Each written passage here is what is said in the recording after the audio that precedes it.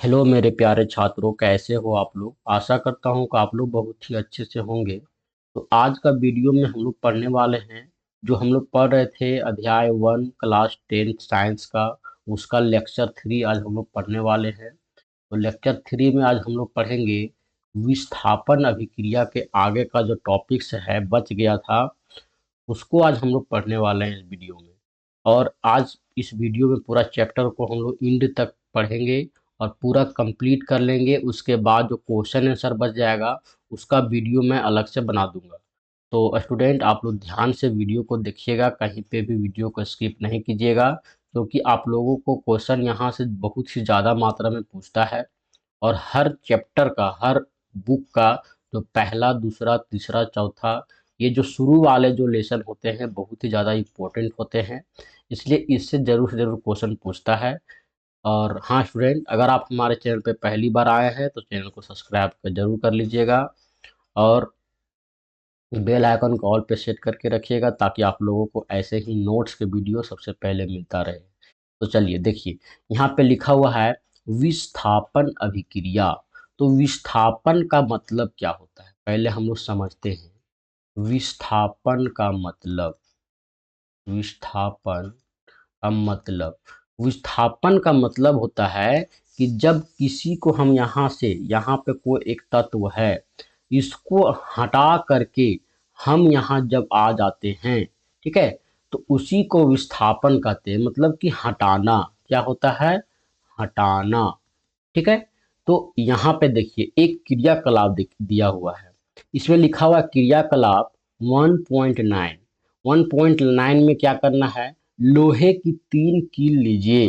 लोहे का 3 कील लेना है, 1, 2, 3। और तीनों कील को क्या करना है, रेक मार्क से अच्छे से साफ कर लेना है, रगड़ रगड़ करके उसके ऊपर भी जितना भी जंग लगा हुआ है उसको हटा देना है।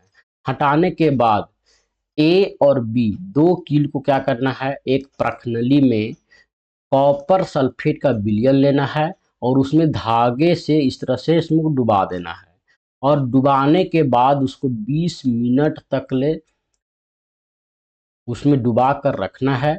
और डुबाने के बाद हम लोगों को जो अंतर दिखाई देगा, मतलब कि देखिए इसको हम लोग क्या करेंगे, 20 मिनट तक, कितना मिनट तक, 20 मिनट तक इसमें डुबा करके रखेंगे। डुबा कर रखने के बाद कील को, दोनों कील को क्या करेंगे, बाहर निकालेंगे। अब हमारा जो ए और बी कील जो निकला और जो पहले से जो हमारा एक कील बच गया था उसकी कलर से क्या करेंगे, मैच करवाएंगे। तो देखेंगे कि जो ये दो कील अभी हमने विलियन से डुबो कर निकाला उसका रंग क्या हो चुका है, तो भूरा हो चुका है। कैसा हो चुका है स्टूडेंट, तो भूरा हो चुका है। और ये वाला कील जो है अभी भी चमक रहा है ना। तो ये बदलाव आया कैसे, ये बदलाव आया कॉपर सल्फेट जो है, कॉपर सल्फेट जो इस विलियन में एक्वस फॉर्म में जो मिला हुआ था, वो क्या किया, कील के साथ में अभिक्रिया करके जो है कॉपर सल्फेट के जगह में फेरस सल्फेट बना दिया। क्या किया, फेरस सल्फेट बना दिया। और इसके ऊपर में एक परत बैठ गया, चढ़ गया, जिसका नाम है, भूरा रंग का ये हमारा परत है जो जंग जैसा दिखता है। मतलब कि यहाँ साफ देख सकते हैं, आगे यहाँ पे सभी, आगे यहाँ पे सभी कुछ दिया हुआ है। जैसे देखिए यहाँ पे जो हम लोग कील अभी जो बाहर में रखे थे वो वाला है, और विलियन से निकाले वो वाला कील है। दोनों का कलर में कितना अंतर है। तो कॉपर सल्फेट के विलियन से बाहर निकाली गई लोहे की कील ये हमारा है, और ये लोहे की कील जो हम लोगों ने रेक माल से साफ करके रखा था। और जो विलियन जो हमने लिया था बीकर में ये वाला है। और लोहे का कील निकालने के बाद का जो ये हमारा विलियन का कलर हो जाता है, मतलब कि इसका रंग भी बदल गया। तो अभिक्रिया का मतलब ही यही होता है कि रंग बदल जाना, रूप बदल जाना, अवस्था बदल जाना, है ना। तो इसी को हम लोग कहते हैं विस्थापन अभिक्रिया। मतलब कि ये रंग का जो कलर है विस्थापित हो गया, मतलब बदल गया, हट गया, और लोहे की कील के ऊपर में जाकर के चढ़ गया। ठीक है। तो प्रयोग से पहले तथा उपरांत लोहे की कील तथा कॉपर सल्फेट की विलयन की तुलना यहाँ पे किया गया है। तो आगे देखिए हम लोग पढ़ते हैं लाइन बाय लाइन। लोहे की कील का रंग भूरा क्यों हो गया तथा कॉपर सल्फेट के विलयन का रंग नीला रंग मलिन क्यों पड़ गया। क्रियाकलाप में निम्नलिखित अभिक्रिया हुई है। तो क्या क्या यहाँ पे अभिक्रिया हुआ है। तो पहले जो लोहा का कील है वो हमारा Fe जो सॉलिड के फॉर्म में था, और CuSO4 ये कॉपर सल्फेट का एक्वस विलयन में है, यहाँ पे AQ लिखा हुआ है। इसको जब हम लोग अभिक्रिया करवाएं 20 मिनट तक, कितना मिनट तक, 20 मिनट तक अभिक्रिया करवाने के बाद में आयरन सल्फेट या फेरस सल्फेट बन गया, यहाँ FeSO4 बन गया, ठीक है। और Cu जो कॉपर था, वो कॉपर यहाँ पे Cu जो दिख रहा है वो सिर्फ विलयन के रूप में वहां पे बच गया जो सॉलिड फॉर्म में है, ठीक है। तो यहाँ पे समझ में आ चुका होगा कि किस प्रकार से विस्थापन अभिक्रिया हुआ है। तो Fe जो है वो यहाँ से हट करके Cu यहाँ पे चला गया है, CuSO4 बन गया है। तो इस प्रकार से हमारा विस्थापन अभिक्रिया हुआ है। इस अभिक्रिया में लोहे आयरन ने दूसरे तत्व कॉपर सल्फेट के विलयन से विस्थापित कर हटा दिया। इस अभिक्रिया को विस्थापन अभिक्रिया कहते हैं। तो ये पॉइंट आप लोगों को कॉपी में नोट कर लेना है, और इस अभिक्रिया को भी नोट कर लेना है, ताकि आप लोगों से जब विस्थापन अभिक्रिया पूछेगा तब आप लोगों को ये वाला उदाहरण जरूर देना है। अगर आप आंसर लिखेंगे और उसमें उदाहरण ही नहीं देंगे तो आपका आंसर गलत माना जाएगा, मतलब कि अधूरा आंसर माना जाएगा। आप इसका मतलब होता है कि कुछ नहीं जानते हैं।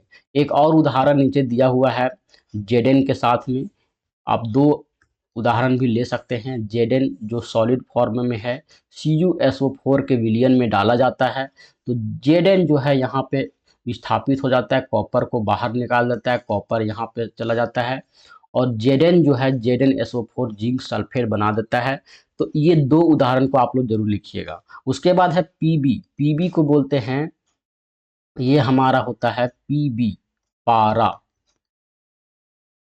सॉरी पारा नहीं होता है स्टूडेंट, पीबी का मतलब होता है सीसा। पारा का होता है, यहाँ पे मैं लिख देता हूँ, पारा का होता है Hg। क्या होता है, Hg। तो पीबी को जब हम लोग कॉपर क्लोराइड के विलयन में डाला जाता है तो यहाँ पे भी PbCl2 बन जाता है, जिसको हम लोग लेड क्लोराइड के भी नाम से जानते हैं। सीसा, लेड का मतलब सीसा होता है, और Cu जो है सॉलिड फॉर्म में बाहर आ जाता है। जिंक तथा लेड कॉपर के अपेक्षा अधिक क्रियाशील तत्व है, वे कॉपर को उसके यौगिक से विस्थापित कर देते हैं। यहाँ पे बात समझिए, देखिए आप लोगों ने 9 क्लास में एक चार्ट पढ़ा होगा, और 10 क्लास में भी वो चार्ट है स्टूडेंट। मैं आगे वाला जो चैप्टर है 2, 3 उसमें मिल जाएगा कहीं पे भी, उसको भी हम लोग पढ़ेंगे। तो उसमें क्या है, सबसे ऊपर में के लिखा हुआ रहता है, मतलब पोटेशियम जो है, पोटेशियम सबसे ज़्यादा अभिक्रियाशील है। उसके बाद कैल्शियम है, और इस तरह से आते जाएगा नीचे। और नीचे सबसे नीचे क्या है, तो सोना। क्या है, सोना, गोल्ड। ये सबसे कम अभिक्रियाशील धातु है। तो जैसे जैसे नीचे आते जाएंगे ये अभिक्रियाशीलता जो है घटते जाएगा, मतलब कि ऊपर वाला धातु है नीचे वाला धातु को विस्थापित कर देगा विलयन में। अगर हम ऊपर वाला को हम लोग विलयन बनाएंगे और नीचे वाला से अभिक्रिया करवाएंगे तो कोई भी फर्क नहीं पड़ेगा, क्योंकि नीचे वाला भी क्रियाशील कम है तो इसको हटा नहीं पाएगा। इस प्रकार से इसका चार्ट है, इसको भी हम लोग समझेंगे आगे, और बहुत ही ज़्यादा इम्पोर्टेंट चार्ट है ये। उसके बाद जो आगे हमारा है द्विविस्थापन अभिक्रिया। द्विविस्थापन अभिक्रिया का मतलब होता है इसमें भी विस्थापन वर्ड आ रहा है, तो यहाँ पे भी हटाना ही होगा, लेकिन कैसे, दोनों तरफ से, दोनों तरफ से, दोनों तरफ से हटाना द्विविस्थापन अभिक्रिया कहते हैं। जैसे मान के चलिए यहाँ पे एक प्रखनली लिया हुआ है, और प्रखनली में बेरियम क्लोराइड के विलयन युक्त प्रखनली इसमें है, और सोडियम सल्फेट के विलयन युक्त प्रखनली इसमें है। दोनों को क्या किए, एक दूसरे में मिक्स किए, वेल मिक्स किए। जब इसको इसमें डाले फिर इसमें डाले, मतलब अच्छी तरीके से दूध और पानी जिस तरह से आप लोग मिलाते होंगे उस तरह से इसको मिक्स कर दिए। मिक्स करने के बाद देखिए आगे जो रिजल्ट मिलता है यहाँ आप लोगों को साफ साफ दिखाई दे रहा होगा। देखिए Na2SO4 जो एक्वस फॉर्म में भी हम लोग लिए, और BaCl2 ये भी हम लोग एक्वस फॉर्म में लिए और दोनों को क्या किए, मिक्स किए। जब दोनों को मिक्स किए तो क्या हुआ कि Na2 जो यहाँ से मूव होकर रिमूव होकर के Cl2 के साथ में मिल गया और Ba जो है रिमूव होकर के SO4 के साथ में मिल गया। तो क्या हमारा नया विलयन बनेगा, BaSO4 प्लस 2NaCl। ठीक है, मतलब कि सोडियम क्लोराइड अब बन जाएगा और बेरियम सल्फेट बन जाएगा। मतलब ये बेरियम जो है वो सल्फेट के साथ में मिक्स हो जाएगा और जो सोडियम है ये हमारा Cl2 के साथ में क्लोरीन के साथ में मिक्स हो जाएगा। इस प्रकार से दोनों जगह पे विस्थापन हुआ है, ये इसको विस्थापित कर रहा है, ये इसको विस्थापित कर रहा है। तो मतलब दोनों तरफ से जब विस्थापन की क्रिया हो उसी को हम लोग बोलते हैं द्विविस्थापन अभिक्रिया। क्या कहते हैं, द्विविस्थापन अभिक्रिया। ठीक है स्टूडेंट, ऐसा क्यों होता है, इसलिए क्योंकि Ba में 2 प्लस आयन है लास्ट में, लास्ट जो इसका घर होता है उसमें जो हमारा 2 प्लस आयन है, तथा SO4 में 2 माइनस आयन है। तो ये क्या हुआ, प्लस वाला माइनस के साथ में चला गया और माइनस वाला प्लस के साथ में अभिक्रिया कर गया। तो इसी को यहाँ पे BaSO4 से अवक्षेप का निर्माण होता है। एक अन्य उत्पाद सोडियम क्लोराइड का भी निर्माण होता है जो विलयन में ही रहता है। वे अभिक्रियाएं जिसमें अभिक्रियाओं के बीच आयनों का आदान प्रदान, मतलब कि दोनों तरफ से आदान प्रदान होता है, उसी को द्विविस्थापन अभिक्रिया कहते हैं। तो यहाँ से यहाँ तक ये टॉपिक यहाँ पे बन जाता है, इसको कॉपी में नोट कर लीजिएगा। चलिए हम लोग आगे पढ़ते हैं क्रियाकलाप 1.2। ध्यान दीजिए जिसमें आपने लेड, ठीक है, पीबी वाला, ठीक है, ऊपर में क्रियाकलाप 1.2 आप लोग ऊपर में देख लीजिएगा। नाइट्रेट तथा पोटेशियम आयोडाइड के विलयन को मिश्रित किया था। ठीक है, यहाँ पे देखिए पीबी वाला, देखिए यहाँ पे ये वाला 1.26। ठीक है, तो इसी को यहाँ पे देखने के लिए बोल रहा है और यहाँ पे बोल रहा है अक्षेप किस रंग का था, क्या आपने अवक्षेपित यौगिक का नाम बता सकते हैं, इस अभिक्रिया के लिए संतुलित रासायनिक समीकरण लिखिए और क्या यह भी द्विविस्थापन अभिक्रिया है। ये सारे क्वेश्चन आप लोगों से पूछ रहा है। तो द्विविस्थापन भी आप लोग समझ चुके होंगे, उसके बाद संतुलित कैसे करना है ये भी समझ चुके होंगे, और यौगिक जो अवक्षेपित जो बचा है, तो पीबी तो वहां से हट गया था, तो जो बचा उसका नाम लिखना है। इसको आप लोग कमेंट बॉक्स में लिख दीजिएगा। उसके बाद हमारा है उपचयन एवं अपचयन। उपचयन और अपचयन किसको कहते हैं, उप मतलब क्या होता है, उप मतलब ऊपर और अप मतलब अपचयन मतलब नीचे। ठीक है, किसका, तो ऑक्सीजन का। ठीक है, तो इसी को हम लोग पढ़ेंगे। देखिए यहाँ पे क्या दिया हुआ है, क्रियाकलाप 1.11। ठीक है, तो 1.11 क्रियाकलाप में बोल रहा है चाइना डिश में 1 ग्राम कॉपर चूर्ण लेकर उसे गर्म कीजिए, और चित्र हम लोगों को ये वाला देखने के लिए बोल रहा है। ठीक है, इसमें हमने क्या देखा, तो जब हम लोग कॉपर चूर्ण युक्त चाइना डिश, यहाँ पे कॉपर का चूर्ण रखा हुआ है, इसको जब हम लोग गर्म करेंगे, जाली यहाँ पे बर्नर दिया हुआ है, यहाँ पे तिपाई इसके ऊपर में रखा हुआ है चाइना डिश को, और इसको जब गर्म करेंगे तो कॉपर चूर्ण की सतह पर कॉपर ऑक्साइड की काली परत चढ़ जाती है। यह काला पदार्थ क्यों बना, तो यह कॉपर ऑक्साइड कॉपर में ऑक्सीजन से योग से बना है। मतलब कि क्या हुआ है कि जो कॉपर जो हमारा था, इसमें कॉपर युक्त चाइना डिश, यहाँ पे कॉपर चूर्ण, वो क्या हुआ ऑक्सीजन के साथ में अभिक्रिया हो गया, और यहाँ पे तापन, तापन मतलब यहाँ पे हम लोग हीट दे रहे हैं। ठीक है, तो हीट दे रहे हैं तो हमारा क्या बन गया 2CuO। तो 2CuO जिसको हम लोग बोलते हैं कॉपर ऑक्साइड, क्या बोलते हैं स्टूडेंट, कॉपर ऑक्साइड। तो जो नया पदार्थ का निर्माण होगा वो कॉपर ऑक्साइड बनेगा। यदि इस पदार्थ CuO के ऊपर में हाइड्रोजन गैस प्रवाहित की जाए तो सतह की काली परतें भूरे रंग की हो जाती है। जो ये हमारा भी सतह में जो काली परत अभी काली काली बैठी हुई है, इसको लैब में करके देखना पड़ेगा, करेंगे तभी आप लोगों को समझ में आएगा। इसके ऊपर में जब ऑक्सीजन के साथ में अभिक्रिया करवाएंगे, जब ऑक्सीजन के साथ में करवाएंगे तो क्या होगा, O2 के साथ में करवाएंगे तो वो जो है हमारा वो काला कलर का बनेगा। काला कलर का। लेकिन बोल रहा है कि जब इसके ऊपर ऑक्सीजन के जगह में हम लोग क्या करेंगे, हाइड्रोजन गैस प्रवाहित करेंगे, H2 गैस प्रवाहित करेंगे, तब कैसा रंग का हो जाएगा, तो ये काला से भूरा रंग का हो जाएगा। कैसा रंग का हो जाएगा स्टूडेंट, भूरा रंग का हो जाएगा। क्योंकि इस स्थिति में विपरीत अभिक्रियाएं संपन्न होती है तथा कॉपर प्राप्त होता है। जैसे देखिए यहाँ पे समझिए, Cu वो पहले से बना हुआ है कॉपर ऑक्साइड, ठीक है, क्योंकि यहाँ पे जो अभिक्रिया हुआ है ये ऑक्सीजन के साथ में हो चुका है, मतलब कि काला पदार्थ हम लोगों को प्राप्त हो चुका है। अब इसके ऊपर में क्या करेंगे, H2 हाइड्रोजन गैस को प्रवाहित करेंगे और इसको भी गर्म करेंगे, तो हमारा कॉपर जो है वो कॉपर क्या हो जाएगा, अलग हो जाएगा, और H2 ऑक्सीजन के साथ में मिक्स होकर के H2O जल बना देगा। क्या करेगा, जल बना देगा।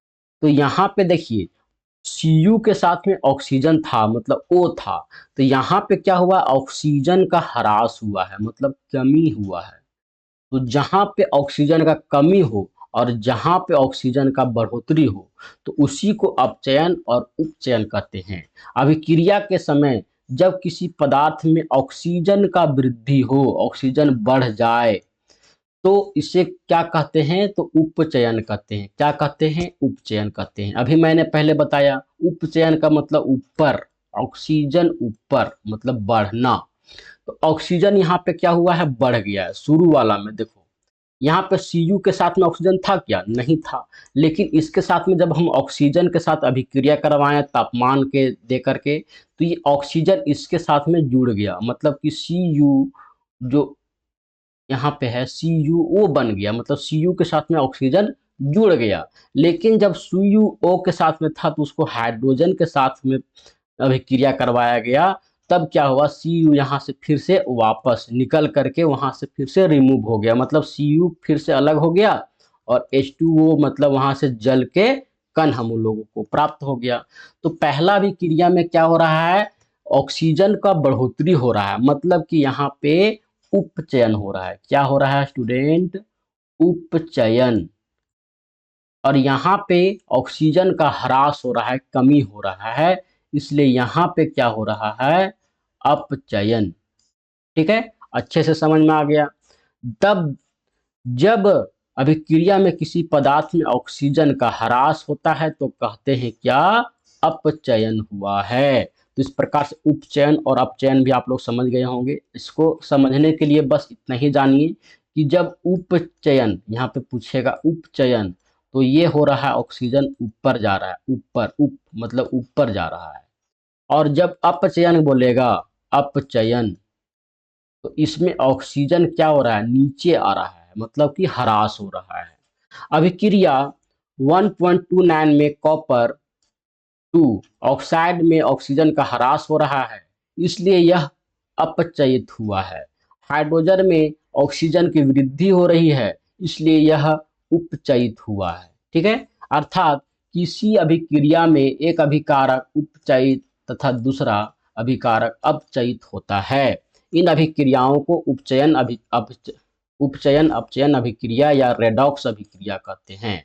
तो ऐसा अभिक्रिया जिसमें उपचयन और अपचयन दोनों क्रिया हो रहा है एक साथ में, उसी को बोलेंगे अपचयन उपचयन अभिक्रिया या रेडॉक्स अभिक्रिया। और ये पॉइंट बहुत ही ज़्यादा VBI क्वेश्चन है, ये बहुत ही ज़्यादा बार जैक वालों का क्या है, फेवरेट क्वेश्चन है। और भी बोर्ड हैं, जितने भी यूपी बोर्ड, बिहार बोर्ड, हर को बोर्ड में ये क्वेश्चन पूछता है, रेडॉक्स अभिक्रिया किसको कहते हैं।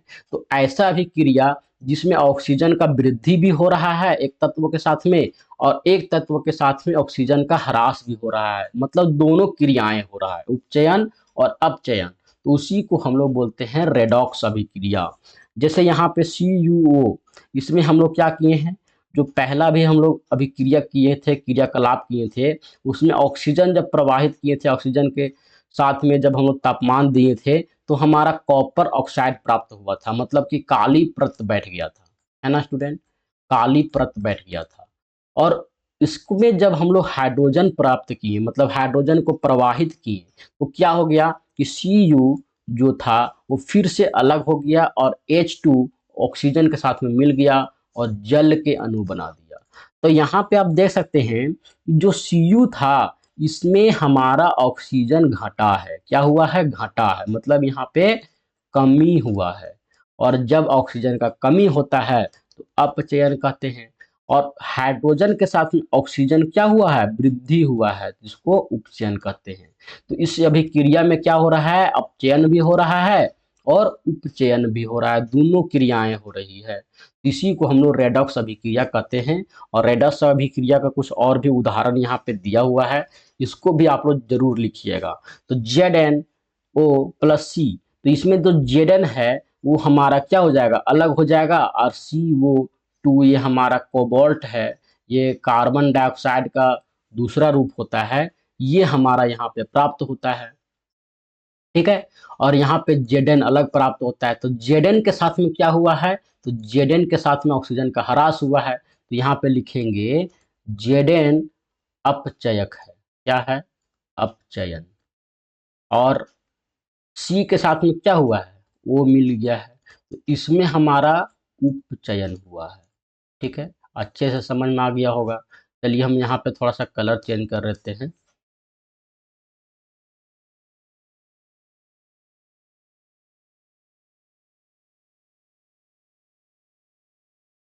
ठीक है स्टूडेंट, अब देखिए अगला में भी हम इस तरह से दिया हुआ है। Mn जो है वो हमारा Cl के साथ में मिल गया।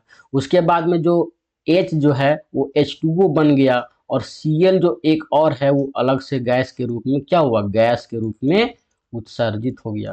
तो इस प्रकार से यहाँ पे भी क्या हुआ? Mn के साथ में Cl जुड़ गया, तो मतलब यहाँ पे कुछ भी नहीं हुआ। Mn के साथ में कुछ भी नहीं हुआ। क्या हुआ? ऑक्सीजन का ह्रास हुआ। यहाँ पे ऑक्सीजन कमी हुआ। क्या हुआ स्टूडेंट? ऑक्सीजन का कमी हुआ। तो इसलिए यहाँ पे Mn हमारा क्या हो जाएगा? अपचयन। और यहाँ पे देखिए H में क्या हुआ? ऑक्सीजन जुड़ गया, यहाँ वाला जो ऑक्सीजन था वो जुड़ गया, तो इसलिए इसमें हमारा उपचयन हुआ। लेकिन Cl के साथ में ना तो ऑक्सीजन जुड़ा ना हटा, देखिए Cl जैसा था वैसे ही यहाँ पे रह गया। तो यहाँ पे भी उपचयन अपचयन दोनों अभिक्रियाएं हुई है, इसलिए यह भी रेडॉक्स अभिक्रिया का उदाहरण है। तो इस प्रकार से यहाँ पे दिया हुआ है। ऊपर के उदाहरणों के आधार पर हम कह सकते हैं कि यदि किसी अभिक्रिया में पदार्थ का अपचयन तब उसमें ऑक्सीजन की वृद्धि या हाइड्रोजन का ह्रास होता है, तब पदार्थ का अपचयन होता है जब उसमें ऑक्सीजन का ह्रास या हाइड्रोजन की वृद्धि होती है। इस प्रकार से यहाँ पे समझ लीजिएगा, अच्छा से दिया हुआ है और आप लोगों को समझ में भी आ गया होगा। उसके बाद जो अंतिम टॉपिक हमारा चैप्टर का है वो है 1.3। क्या आपने दैनिक जीवन में उपचयन अपचयन अभिक्रियाओं के प्रभाव को देखा है? तो उपचयन का मतलब क्या हुआ? कि ऑक्सीजन का वृद्धि। क्या हुआ? ऑक्सीजन का वृद्धि। तो ऑक्सीजन का वृद्धि का मतलब होता है कि जब किसी पदार्थ को हम लोग खुले में छोड़ देते हैं तब ऑक्सीजन का वृद्धि हो जाता है। ठीक है। तो इसमें हमारा जो पहला जो इम्पोर्टेंट टॉपिक है वो है संक्षारण। संक्षारण का मतलब होता है समाप्त होना। ठीक है, खत्म होना, है ना। तो खत्म कैसे होता है? जब ऑक्सीजन के साथ में अभिक्रिया करेगा तो उसमें जंग वगैरह लग जाएगा, तो उसी से हमारा उपचयन के क्रिया से भी बहुत ही खतरनाक खतरनाक चीजें होती है, जिसमें से पहला हमारा है संक्षारण। आपने अवश्य देखा होगा कि लोहे की कील नई वस्तुएं चमकीली होती है, लेकिन कुछ समय पश्चात उस पर लालिमा युक्त भूरे रंग की परत चढ़ जाती है। प्रायः इस प्रक्रिया को लोहे पर जंग लगना कहते हैं। इसको क्या कहते हैं? तो लोहे पर जंग लगना कहते हैं। ठीक है स्टूडेंट। कुछ अन्य धातुओं में किसी भी ऐसी ही परिवर्तन होता है? क्या आपने चांदी तथा तांबे पर चढ़ने वाली परत के रंग पर ध्यान दिया है? जब कोई धातु अपने आसपास अम्ल, आर्द्रता आदि के संपर्क में आती है तब ये संक्षारित हो जाती है। ठीक है, क्योंकि अम्ल में भी हमारा ऑक्सीजन के वो अणु जो है उपस्थित होते हैं। आर्द्रता आर्द्रता में भी हमारा ऑक्सीजन के अणु उपस्थित होते हैं। वो क्या करते हैं? लोहे से बनी चीजों के साथ में अभिक्रिया कर जाते हैं और अभिक्रिया करने के बाद में वहां से क्या हो जाता है, उपचयन का अभिक्रिया हो जाता है, उपचयन हो जाता है। और उपचयन हो गया तो उसी में से हमारा संक्षारण हो जाता है और इस प्रक्रिया को संक्षारण कहते हैं।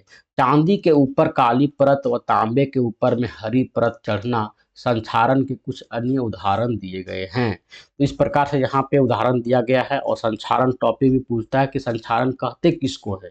तो संक्षारण किसको कहते हैं, नोट्स वाला वीडियो जो हमारा इससे पहले जो 2023-24 वाला जो सेशन था उसमें मैं पढ़ा चुका हूँ लाइन बाय लाइन।